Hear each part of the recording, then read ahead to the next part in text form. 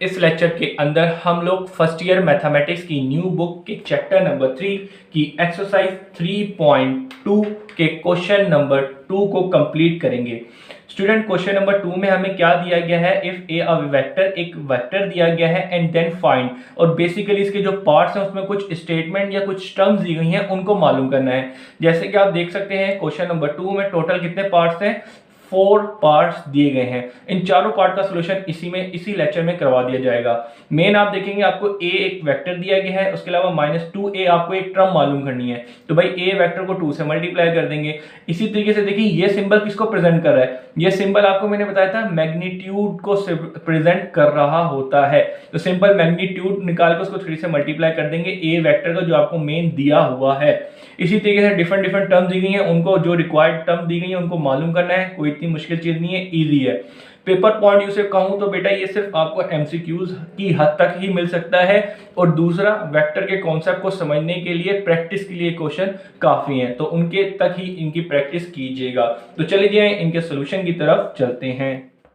तो चलें जी, finally start करते हैं क्वेश्चन नंबर 2 के पार्ट नंबर 1 को। तो भाई पार्ट नंबर 1 के अंदर हमें क्या दिया गया है उसके सोल्यूशन की तरफ चलते हैं। इसमें हमें कहा गया है -2a वेक्टर को मालूम करके दें। ठीक है जी बेटा, तो चलिए मालूम करते हैं। तो भाई सबसे पहले -2 लिखा, अब a वेक्टर दिया गया है। तो क्वेश्चन के शुरू में ही आपको a वेक्टर दिया गया था, वो क्या दिया गया था? -5i plus 3j -4k। ठीक है जी, तो वो आपने वेक्टर लिखा, -2 मल्टीप्लाई कर दें तो माइनस माइनस सबसे पहले ये प्लस 2 5 जा 10, फिर प्लस माइनस माइनस 2 3 जा 6।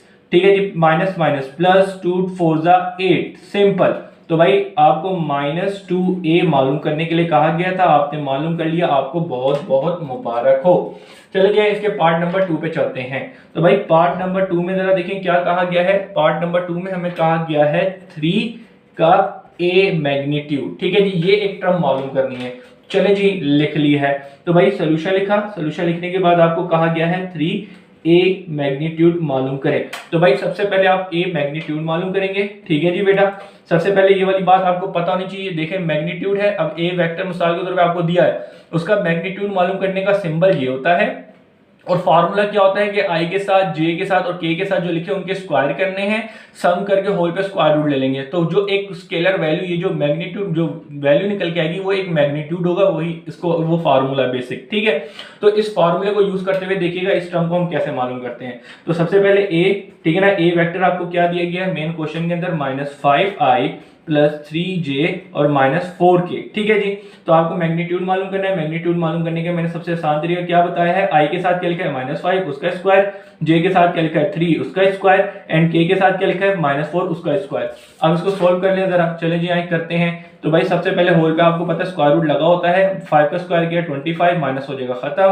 3 का स्क्वायर किया 9 और 4 का स्क्वायर किया 16। चलें जी इसको सोल्व करते हैं। तो ये क्या बना? 25 प्लस 9 प्लस 16, तो ये बन गया 50। सही है जी, तो √15 आ गया। तो जरा देखिए √15 कोई परफेक्ट स्क्वायर बनता है? तो भाई नहीं बनता, लेकिन ये कुछ इस तरीके से सोल्यूशन करके आ जाता है। तो आपने मैग्नीट्यूड ऑफ ए क्या निकाल लिया? ये। क्या ये आपका आंसर है? जी नहीं, आपको ये नहीं मालूम करना था, आपको जो मालूम करना था वो ये मालूम करना था। ठीक है ना, 3a मैग्नीट्यूड। ठीक है, तो भाई जरा देखें 3a मैग्नीट्यूड आपने क्या निकाला? आपने निकाला 5√2। अब इसको इससे मल्टीप्लाई करें तो ये 15√2 आएगा। तो भाई this is your final answer. तो यहाँ पे आके क्वेश्चन नंबर 2 का पार्ट नंबर 2 भी होता है कंप्लीट। अब हम चलते हैं इसके नेक्स्ट पार्ट की तरफ। तो नेक्स्ट पार्ट क्या दिया हुआ है? Part number 3। चले पार्ट नंबर 3 को देखते हैं। तो पार्ट नंबर 3 हमारे पास ये लिखा हुआ, पार्ट नंबर 3 में हमें दिया है 4/5a। ठीक है ना, a वेक्टर दिया हुआ सिंपल, बहुत ही आसान, कोई मसला ही नहीं।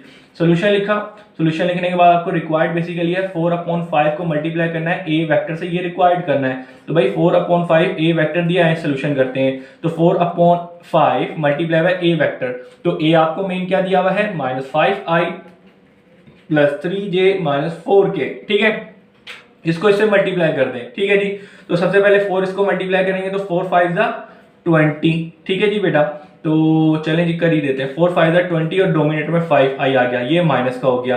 4 3 जा 12 हो जाएगा, डोमिनेटर में 5j आ जाएगा। फिर 4 4 जा 16 और ये माइनस का ही रहेगा। 4 4 जा 16 और डोमिनेटर में 5 ही रहेगा। सही है जी बेटा।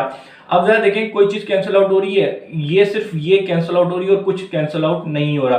5 के टेबल में 4 आता है 4 टाइम, सिंपल, ठीक है जी। 12/5 ऐसी का ऐसी रहेगा, 16/5 ऐसी का ऐसी रहेगा। तो भाई this is your final answer. आपको क्वेश्चन में कहा गया था 4/a मालूम करना है, तो ये आपने मालूम कर लिया है, ठीक है जी बेटा, सिंपल। तो चले जी आए इसके नेक्स्ट और लास्ट पार्ट की तरफ चलते हैं। इसका आंसर तो मेरा समझ आ गया होगा, इजी है, कोई इतनी मुश्किल चीजें नहीं है स्टूडेंट। तो क्वेश्चन नंबर 2 के पार्ट नंबर 4 जो हमें दिया है -12 इंटू ए वैक्टर। चलिए जी इसको रिक्वायर्ड मालूम करते हैं। तो -12 इंटू ए ये टर्म मालूम करनी है, -12 इंटू ए, ठीक है जी। तो -1/2 ए वैक्टर क्या दिया गया है, ए वैक्टर आपको दिया गया है ये। तो जरा देखिए -5i + 3j - 4k। अब इसको इससे मल्टीप्लाई करना है, तो चलिए मल्टीप्लाई, सबसे पहले माइनस माइनस प्लस 5/2i, फिर इसके अलावा प्लस माइनस माइनस 3/2j, और उसके अलावा माइनस माइनस प्लस 4/2k, ठीक है जी बेटा। अब देखें कोई चीज कैंसिल आउट हो रही है, 5/2 नहीं कैंसिल आउट हो रहा, -3/2 एक दूसरे को कैंसिल आउट नहीं करता, लेकिन 4 ये 2 कैंसिल आउट करता है, तो सिंपल ये 2k बच जाएगा। तो आपको माइनस हाफ जो टर्म कही गई थी वो मालूम कर ली। This is your final answer. तो यहाँ पे आके क्वेश्चन नंबर 2 होता है कंप्लीट। मुझे दीजिए इजाजत, नेक्स्ट लेक्चर में मिलेंगे। अल्लाह हाफिज।